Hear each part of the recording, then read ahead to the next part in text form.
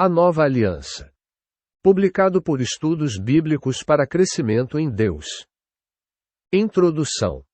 A Bíblia, como a conhecemos, é dividida em duas seções, chamadas de Antigo Testamento e Novo Testamento. Esses nomes claramente vêm das palavras que Deus disse a Jeremias: Eis que virão dias em que farei uma nova aliança com a casa de Israel e com a casa de Judá. As palavras em português, testamento, e aliança, são traduções diferentes da mesma palavra hebraica, berit, e da mesma palavra grega diatek. Acredito que a maioria dos cristãos vive sob a antiga aliança. Sem dúvida, eles leem o Novo Testamento e baseiam suas doutrinas em seu conteúdo, mas muitos aspectos de sua vida e experiência são da antiga aliança, e não da nova. Uma compreensão adequada da diferença entre as duas alianças é vital para o verdadeiro crescimento espiritual. Acredito que o mesmo acontecia nos tempos bíblicos. Alguns crentes nos dias do Novo Testamento falharam em receber e experimentar a plenitude da nova aliança que Jesus inaugurou com seu sangue. Por outro lado, muitos santos do Antigo Testamento viverão além dos privilégios de seus dias e experimentaram coisas profundas com Deus. Eles andaram nos caminhos da nova aliança. Os termos da nova aliança estão estabelecidos em Jeremias capítulo 31, versículos 31 a 34. Eis que vem dias, declara o Senhor, em que farei uma nova aliança com a casa de Israel e com a casa de Judá, não segundo a aliança que fiz com seus pais no dia em que os tomei pela mão para os tirar da terra do Egito, a minha aliança que eles invalidaram, apesar de eu os ter desposado, declara o Senhor. Mas esta é a aliança que farei com a casa de Israel depois daqueles dias, declara o Senhor. Porei a minha lei no seu interior, e a escreverei no seu coração. E eu serei o seu Deus e eles serão o meu povo. E não ensinarão mais cada um a seu irmão, dizendo: Conheçam o Senhor. Porque todos me conhecerão, desde o menor deles até o maior, declara o Senhor. Pois perdoarei a sua iniquidade e não me lembrarei mais dos seus pecados. Esta passagem de Jeremias é citada na íntegra em Hebreus, capítulo 8, 8 a 12. Grande parte da carta aos Hebreus trata do tema da nova aliança e será útil para estudos posteriores. Porque foi necessário que Deus fizesse uma nova aliança? Consideraremos esse assunto sob os seguintes títulos: lei, mestres, escrituras, pessoas, sacerdotes, edifícios, festivais e o sábado. A lei. Deus fez a primeira aliança com o povo de Israel quando os tirou do Egito. Essa primeira aliança foi baseada na lei. Essa lei foi resumida nos 10 mandamentos e expandida nos livros de Êxodo, Levítico, Números e Deuteronômio. Esses livros, juntamente com o livro de Gênesis, são os livros fundamentais do Antigo Testamento e são conhecidos como Torá ou Lei. As leis que Deus deu por meio de Moisés eram justas e imparciais, e vastamente superiores às dos povos vizinhos. Eram severas para os padrões modernos. A pena de morte era prescrita para bruxaria, adultério, estupro, agressão aos pais e outros crimes, bem como para assassinato. No entanto, se fossem impostas hoje, tenho poucas dúvidas de que levariam a uma sociedade mais feliz. Os culpados poderiam começar a temer, enquanto os inocentes poderiam andar livremente por nossas ruas. Por mais excelentes que fossem essas leis, elas não resultaram em um povo justo. Quase 1000 anos depois de terem sido promulgadas, o julgamento de Deus caiu primeiro sobre Israel e depois sobre Judá. Eles haviam quebrado todos os mandamentos de Deus e falhado completamente em cumprir sua parte da antiga aliança. Acima de tudo, haviam quebrado o primeiro mandamento e se voltado para outros deuses. Então, os assírios e os babilônios vieram e devastaram suas terras, devastaram Jerusalém e levaram seu povo ao cativeiro. Neste ponto crítico da história de Israel, Jeremias anunciou a promessa de Deus de uma nova aliança. A raiz do problema não estava nas leis que Deus havia dado. Estava na natureza humana. O coração, disse Jeremias, é mais enganoso do que todas as coisas e perverso. Júnior 17:9. A essência da nova aliança é a promessa de Deus de transformar o coração. Porei a minha lei no seu interior, e a escreverei no seu coração. 31:33. Enquanto o coração humano for orgulhoso, ganancioso e idólatra, não há como guardar as leis de Deus, por mais disciplinado, exortado e treinado que seja. Ele tem uma lei interna de operação que está em conflito com as exigências de Deus. Muitas pessoas nunca descobrem isso. Elas podem experimentar uma conversão genuína. Podem abandonar maus hábitos e mudar completamente seu estilo de vida. Apesar de tudo isso, o eu interior corrupto continua lá, como era antes. Paulo converteu-se dramaticamente na estrada para Damasco. Sua vida mudou completamente de direção. O zelo que havia sido dedicado à perseguição aos cristãos passou a ser direcionado à pregação do Evangelho. Mas seus problemas não haviam acabado. De certa forma, estavam apenas começando. Ele nos conta em Romanos, capítulo 7, como então lutou com a lei e descobriu que não conseguia guardá-la. Não creio que ele estivesse se referindo aos seus dias pré-conversão. Acredito que essas batalhas ocorreram depois que ele encontrou Jesus na estrada para Damasco. Por fim, ele encontrou a vitória e proclamou em triunfo: porque a lei do Espírito da vida, em Cristo Jesus, te livrou da lei do pecado e da morte. Rm 8:2. Em Romanos, capítulo 8, Paulo descreve o novo caminho para a vitória que havia descoberto. O que significa ter a lei de Deus escrita no coração? É nada menos do que uma mudança completa de natureza. É um milagre sobrenatural. Você pode treinar um cachorro para implorar, ficar de pé nas patas traseiras e fazer todo tipo de truque. Com perseverança e recompensas, você pode até fazê-lo agir de forma contrária à sua natureza. Mas você nunca poderá mudar sua natureza. Por mais que você tente fazê-lo agir como um humano, ele continuará sendo um cachorro. Deus refaz nossa natureza para que hajamos de acordo com suas leis. Torna-se natural fazer isso. Pedro fala dessa verdade quando escreve: Ele nos deu promessas preciosas e muito grandes, para que por elas vocês se tornassem participantes da natureza divina, livrando-se da corrupção que há no mundo pela concupiscência. 2 Pedro 1:4. Um animal nunca pode se tornar humano, mas um humano, pela graça de Deus, pode se tornar divino. Por natureza, o coração humano é pecaminoso. Muitos fatores podem obscurecer esse fato básico. Boa educação, bons amigos e influências, pressão pública para fazer o que é certo e orgulho religioso podem contribuir para melhorar a aparência, mas nenhuma dessas coisas pode mudar o coração. Um novo nascimento do alto é a única coisa que pode, e esta é a essência da promessa da nova aliança. Sobre mandamentos individuais, escrevi: não matarás, descanso sabático, em parte o nome de Deus e o nome de Jesus e testemunha. Professores.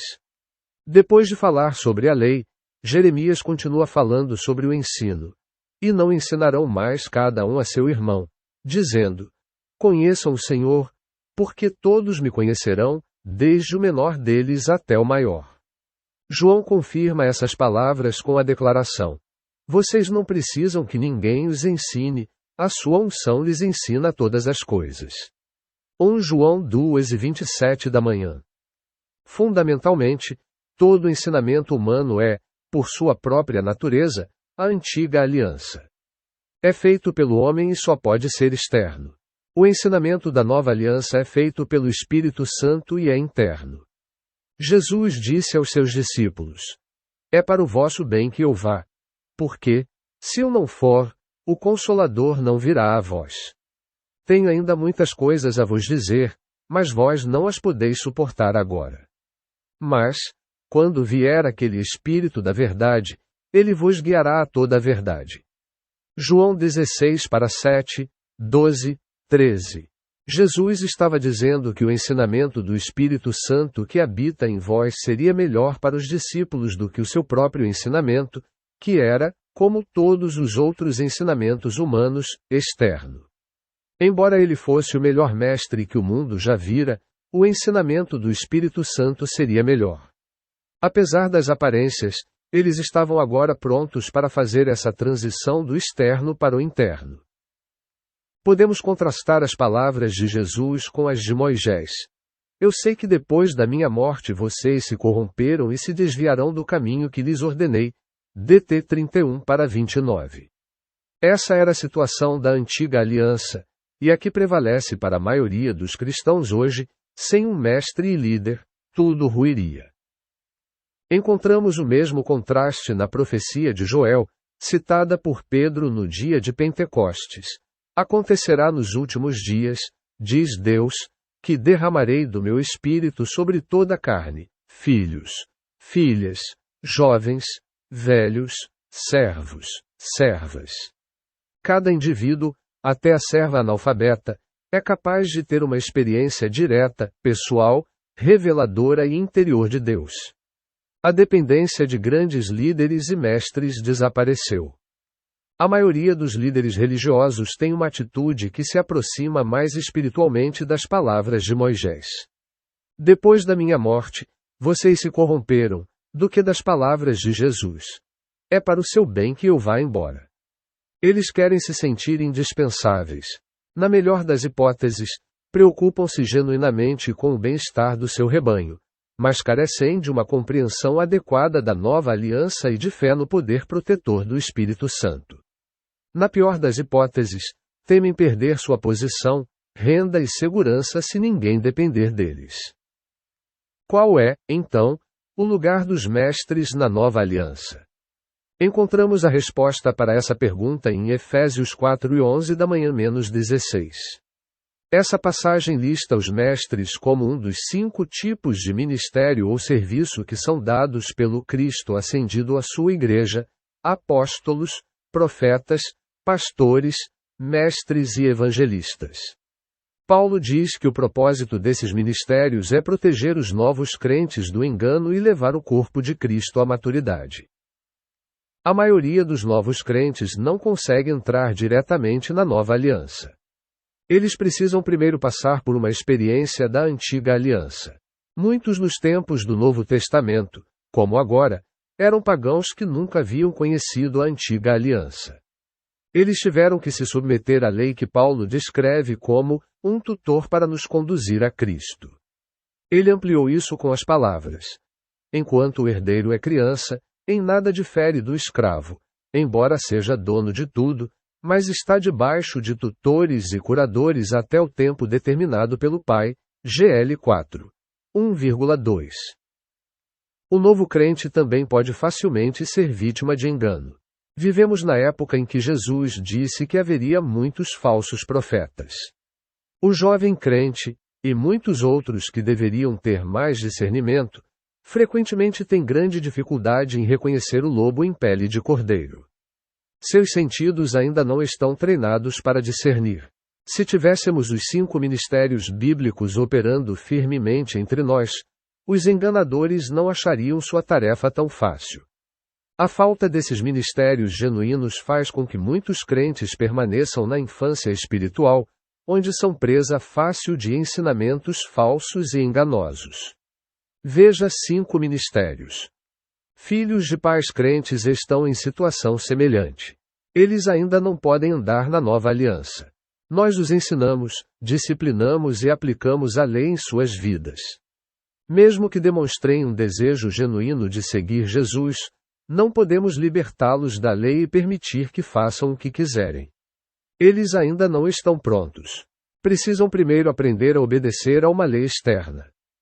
Pastores e mestres são necessários para conduzir o novo crente através da experiência da antiga aliança até que ele alcance a maturidade espiritual e possa então caminhar na plenitude da nova aliança. Então, seu trabalho estará concluído. Ele continuará a desfrutar da comunhão com outros santos, embora em um nível mais rico e profundo do que antes, e, por sua vez, ensinará e pastoreará os jovens crentes, mas ele próprio não precisará de um mestre. As Escrituras. A lei escrita em pedra e expandida no papel foi o fundamento da antiga aliança. A lei escrita em nossos corações é a base da nova. Na antiga aliança, as Escrituras continham um conjunto de leis e regras para a vida diária. Ainda precisamos das Escrituras na nova aliança. Se sim, qual é o seu lugar? Vamos começar fazendo as mesmas perguntas sobre Jesus. Ele precisava das Escrituras. Qual era o lugar delas em sua vida? Acredito que a resposta para si mesmo é: não, ele não precisava das Escrituras. A lei de Deus estava perfeitamente escrita em seu coração.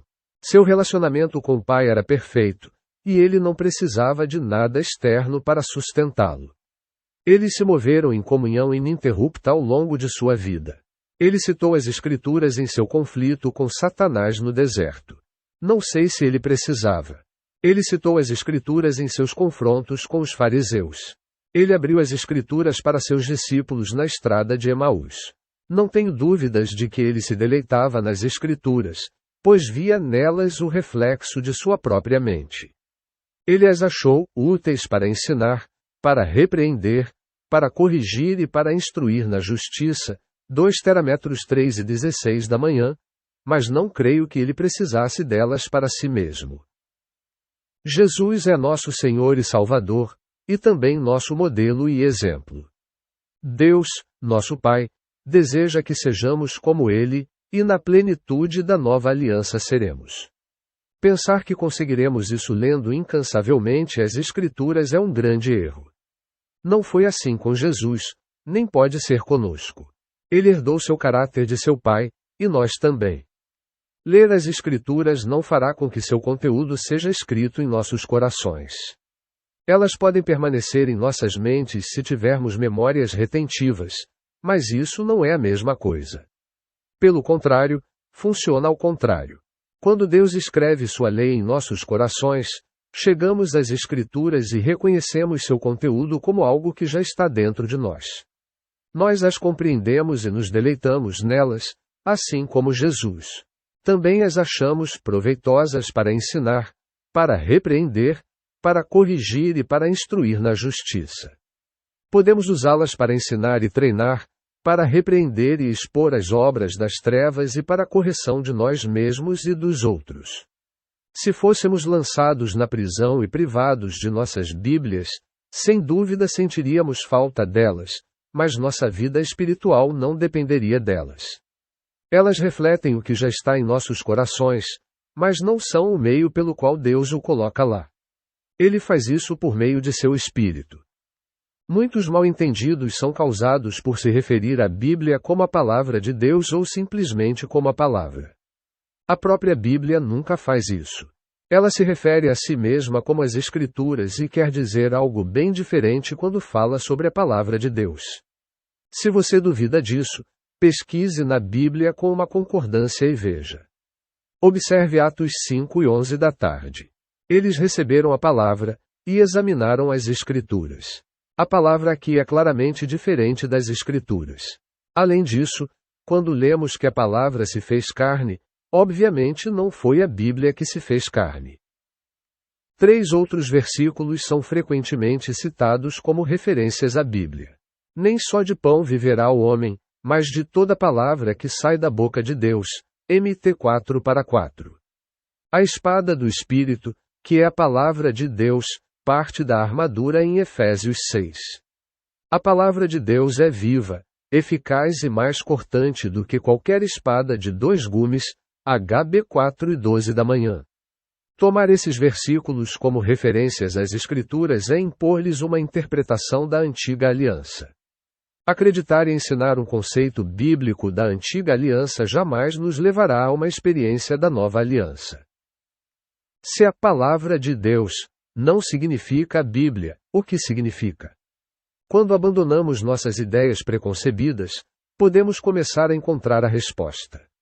2 palavras gregas, logos, e rema, são ambas traduzidas para o português e não diferem muito entre si em significado. Logos tem uma ampla gama de significados, mas centra-se nos conceitos de palavra e pensamento. A palavra, logos ou rema, de Deus é tudo o que Deus diz ou pensa. É qualquer mensagem ou pensamento originado dele. Deus criou o universo falando. Ele falou com e por meio dos profetas da antiguidade. Ele falou em e por meio de seu Filho Jesus Cristo. Ele fala com e por meio de seu povo hoje. Tudo isso é sua palavra. Quando sua palavra chega a nós, é o alimento do qual vivemos. Ela é ativa e penetra em nossos corações. É a espada do Espírito. Ela não retorna vazia para ele, mas realiza aquilo para o qual ele a envia. Por favor, não me interpretem mal. Não estou contestando nem a autoridade nem a inspiração das Escrituras. O que procuro fazer é esclarecer o lugar delas na nova aliança. Quero dar a elas o lugar que Jesus lhes dá e que elas mesmas dão. Para mais informações sobre este assunto, leia as Escrituras e a Palavra de Deus. Outras mudanças. Que outras mudanças vêm com a nova aliança? Ao estudarmos o assunto, começamos a descobrir uma consistência maravilhosa nos caminhos de Deus. Às vezes, é tão simples que nos surpreendemos por não termos percebido por tanto tempo.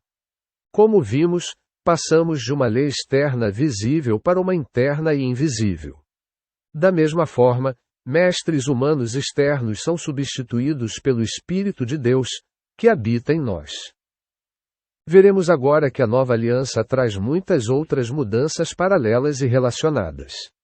Começaremos considerando o novo povo de Deus. Um novo povo. Sob a antiga aliança, Deus escolheu um povo específico dentre todos os povos da terra.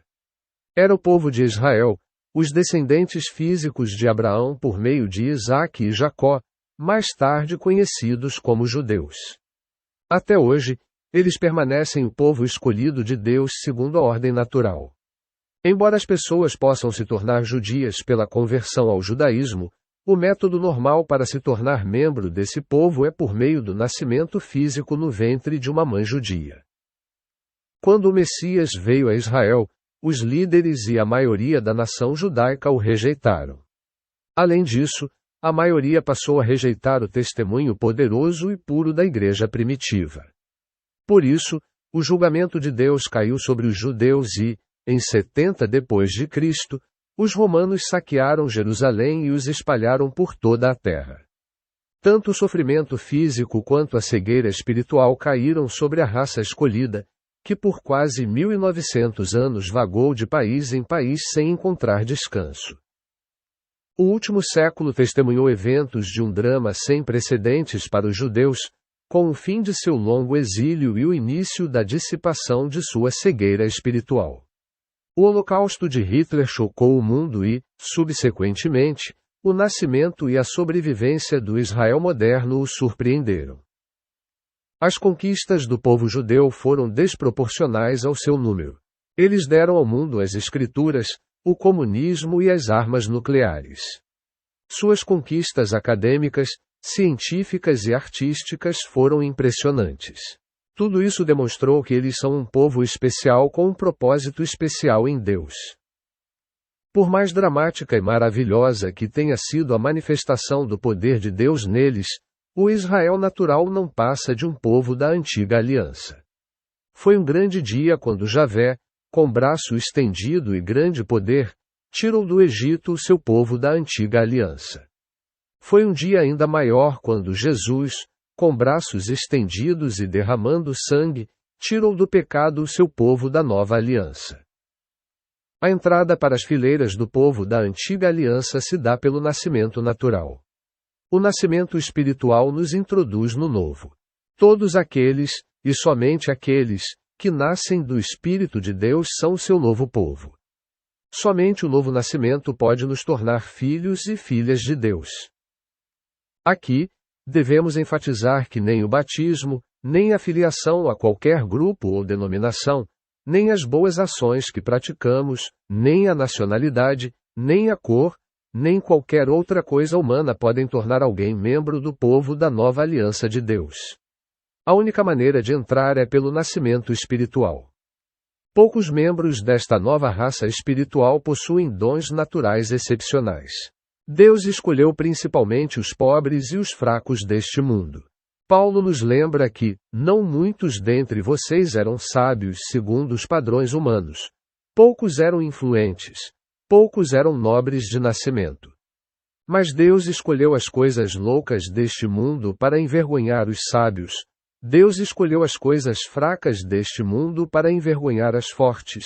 1:26 da manhã, 27. Em vez disso, o novo povo de Deus possui dons e poderes espirituais. A maioria deles é invisível aos olhos naturais e oculta à mente natural. No entanto, seu verdadeiro benefício é muito maior. Até que os livros do céu sejam abertos e seus segredos revelados, os conflitos e vitórias espirituais de muitos homens e mulheres humildes de Deus permanecerá ocultos de seus semelhantes. Somente a eternidade revelará o que trouxe o bem duradouro à humanidade. É um privilégio nascer de parto natural como membro do povo da antiga aliança de Deus. É um privilégio muito maior nascer espiritualmente como membro da nova. Louvado seja Deus, há um número crescente de pessoas que são o povo de Deus, tanto por parto natural quanto por parto espiritual. Um novo sacerdócio. Sob a nova aliança, não há apenas um novo povo, mas também um novo sacerdócio. Os sacerdotes da antiga aliança eram oriundos da tribo de Levi e da família de Arão. Eles tinham deveres claramente definidos no tabernáculo e no templo, servindo como intermediários entre Deus e os homens. Hebreus, capítulo 7, deixa bem claro que a nova aliança tem um novo sacerdócio muito superior ao antigo. Essa nova ordem é chamada de Ordem de Melquisedeque, e Jesus é seu sumo sacerdote. A filiação ao sacerdócio levítico era transmitida por descendência natural de pai para filho. Esse sistema nem sempre teve bons resultados. Bons pais nem sempre têm bons filhos. Os filhos de Eli eram completamente corruptos e os filhos de Samuel não eram muito melhores. A herança baseada no natural não é confiável. No entanto, o sistema levítico era viável e suficiente para ilustrar o conceito de sacerdócio, e Deus o utilizou até introduzir a nova ordem do sacerdócio de Melquisedeque. Hebreus 7:3 descreve Melquisedeque como, sem pai, sem mãe, sem genealogia, não tendo princípio de dias nem fim de vida, mas feito semelhante ao Filho de Deus, permanece sacerdote perpetuamente. Jesus ingressou neste novo sacerdócio, não com base numa lei de exigência carnal, descendência natural, mas segundo o poder de uma vida indestrutível, HB 7:16 da manhã. Ele ingressou nele, não porque seu pai adotivo José estivesse nele, nem porque uma comissão eclesiástica o aceitou, mas por designação de Deus. Ele simplesmente se encaixava na descrição do trabalho de Deus para o sacerdócio. Sua ordenação não foi uma cerimônia religiosa, mas a proclamação de Deus em seu batismo. Este é o meu filho amado, em quem me comprazo, MT 4:17 da manhã, quando o Espírito Santo desceu sobre ele na forma de uma pomba. O sacerdócio levítico cumpriu seu propósito. Os sacerdócios eclesiásticos nunca foram mais do que uma imitação falsificada dele, apesar de muitos homens sinceros e íntegros em suas fileiras. Deus ordena sacerdotes ao sacerdócio de Melquisedeque da nova aliança da mesma forma que fez com seu grande sumo sacerdote. Ele unge com o Espírito Santo aqueles que escolheu para desempenhar as tarefas que lhes designou. Um novo edifício. A nova aliança tem um novo povo, um novo sacerdócio e também um novo edifício. No auge da história nacional de Israel, Salomão construiu o primeiro grande templo. Os exércitos de Davi haviam sido vitoriosos por onde passavam, e Salomão desfrutava da paz e prosperidade resultantes. Ele concentra suas energias na construção de uma casa para Deus. Deus nunca havia ordenado isso, embora tivesse instruído Moisés a construir o tabernáculo. Foi a ideia bem intencionada de Davi que Deus permitiu que Salomão implementasse. Deus não tinha grande consideração por este templo. Permitiu que fosse danificado por um terremoto nos dias do rei Uzias. Nabucodonosor o incendiou na época do cativeiro. Os exilados da Babilônia, que retornavam, o reconstruíram. Antíoco Epifânio o profano colocando uma estátua de Júpiter nele e oferecendo uma porca no altar. Mais tarde, foi reconstruído pelo ímpio Herodes, o Grande, e transformado na magnífica estrutura que existia na época de Jesus. Os judeus da época o consideravam com a maior reverência. Jesus, Estevão e Paulo foram acusados de blasfêmia em relação a ele. Quando os discípulos o admiravam, para seu espanto, Jesus disse: "Vês todos estes grandes edifícios? Não ficará pedra sobre pedra, serão todas derrubadas." MT 24:2. A mente de Deus estava voltada para a construção de outro templo, um templo da nova aliança. O Altíssimo não habita em casas feitas por mãos humanas. Atos 7:48 da manhã, disse Estevão em um discurso que o levou a se tornar o primeiro mártir de Jesus. O plano divino era infinitamente maior. Seu verdadeiro templo seria feito de seres humanos. Ele não queria viver em tijolos e pedras, mas em carne e osso. O Novo Testamento está repleto da mensagem: "Vós sois o templo do Espírito Santo." A ideia de que Deus deseja um edifício especial onde possa ser adorado está terminada para sempre. Ele deu seu veredito final sobre o templo terrestre em 70 d.C., quando as legiões romanas cumpriram a profecia de Jesus ao mundo, literalmente não deixando pedra sobre pedra enquanto vasculhavam seus alicerces em busca de ouro escondido. E quanto aos nossos templos? Arquitetonicamente, sem dúvida, muitos deles têm grande mérito e muitas pessoas têm um profundo apego emocional a eles. No entanto, não podemos permitir que tais considerações obscureçam nosso julgamento espiritual. Considerá-los como casas de Deus ou lugares santos é negar a nova aliança. Reverenciar um edifício é idolatria, que só pode levar a cegueira e confusão espiritual. Muitas igrejas rurais aqui na Inglaterra são, na verdade, construídas em antigos locais de culto pagão. Uma situação semelhante existia nos tempos do Antigo Testamento.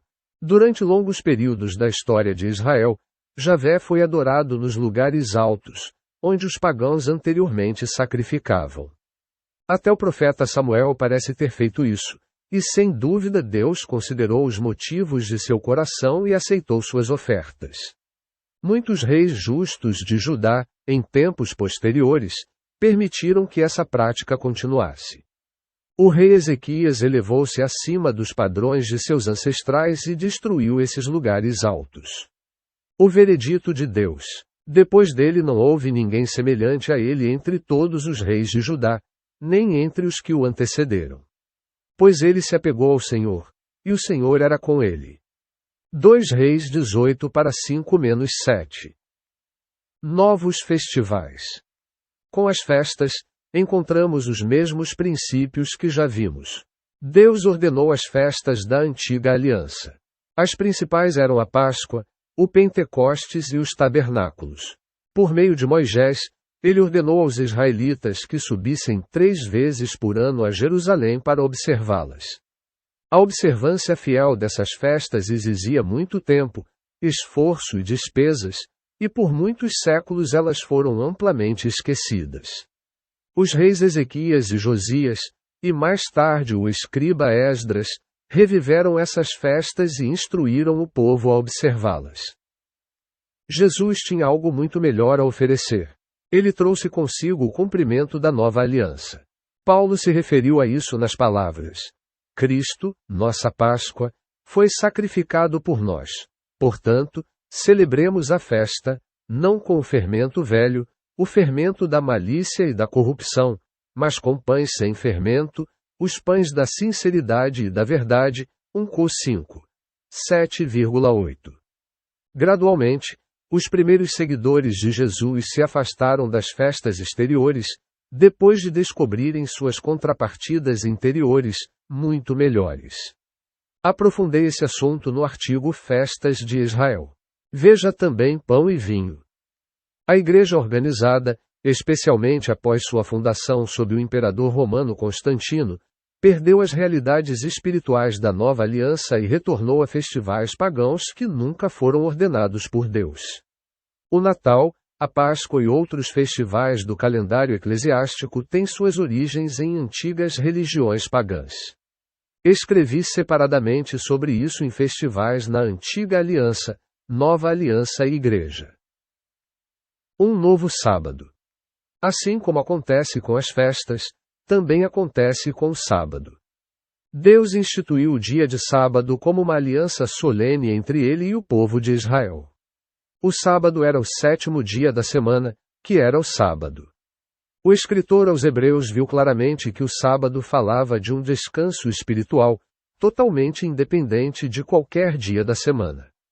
Ele falou sobre isso com as seguintes palavras: resta, portanto, um descanso sabático para o povo de Deus.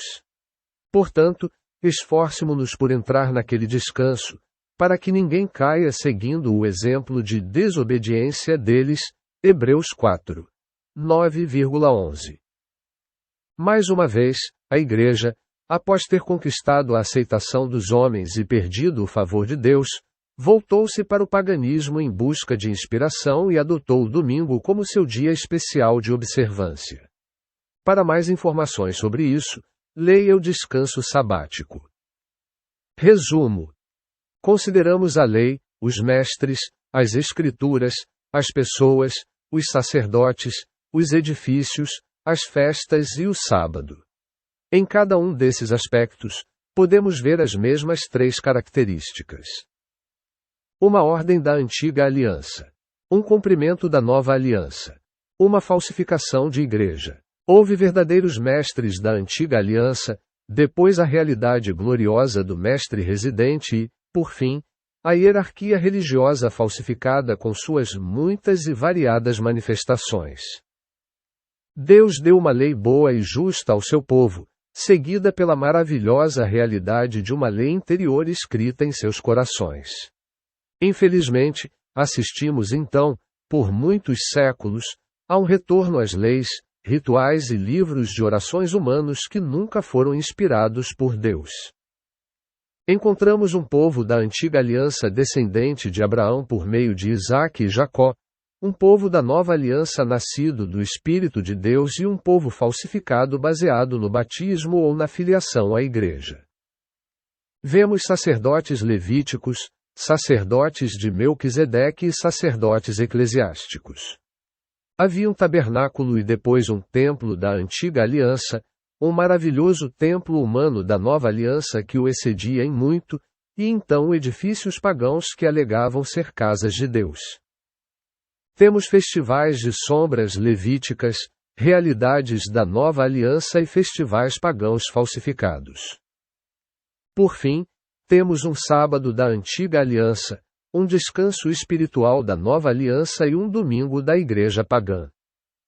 Jesus inaugurou a nova aliança com seu sangue. Muitos de seus primeiros seguidores derramaram seu sangue pelo privilégio de andar nela. A carta aos Hebreus foi escrita em grande parte para fortalecê-los naquele conflito. Ela está repleta de advertências para aqueles que desejam retornar à antiga aliança. Cada capítulo é relevante para o presente tópico. Permitam-me concluir com uma citação do capítulo 12, versículos 18 a 25. Pois vocês não chegaram ao monte palpável, nem ao fogo ardente, mas chegaram ao monte Sião, a cidade do Deus vivo, a Jerusalém celestial, a miríades de anjos, a universal assembleia e igreja dos primogênitos inscritos nos céus, a Deus, o juiz de todos, aos espíritos dos justos aperfeiçoados, a Jesus, o mediador de uma nova aliança, e ao sangue da aspersão, que fala melhor do que o sangue de Abel. Tenham cuidado para não rejeitarem aquele que fala. Descanso sabático.